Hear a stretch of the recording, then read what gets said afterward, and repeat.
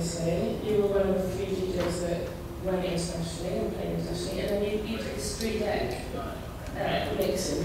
What was that? I've always been creative as a DJ. I've always wanted to mix. If I played a record, well, at the time, the music I was playing was sort of 45s. They would only last like 3.5 minutes. So I'd have 2 copies of that record and make it last longer.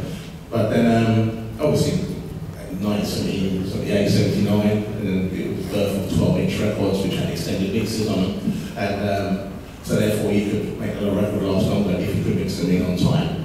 And I wanted to perfect this. So around about 78, 79, the whole hip-hop era also came into line. And I was also basically playing a lot of kind of rear groove breaks records where I'll be able to mix and chop those records in as well. And I just basically wanted to perfect mixing, the art of mixing, and you can see that clearly in the hip-hop movement. So really, a lot of my technique really derives from the hip-hop movement of the time because I was cutting records in. But then at the time it was only 2 turntables. So I thought if I introduced a 3rd one, and then it would then push me as a DJ to create something a little bit more outside the box of what the DJs initially did at the time, which was just 2 turntable mixing. And I managed to perfect that.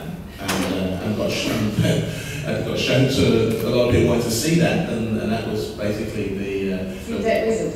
Yeah, the 3-deck wizard was born, yeah. So do you think that influence, especially coming out of like a hip-hop style at the time, do you think that influenced the music? Because your music style changed a lot, didn't it really? It went not ravey, but not drum and bassy, it wasn't housey either, you know. Yeah.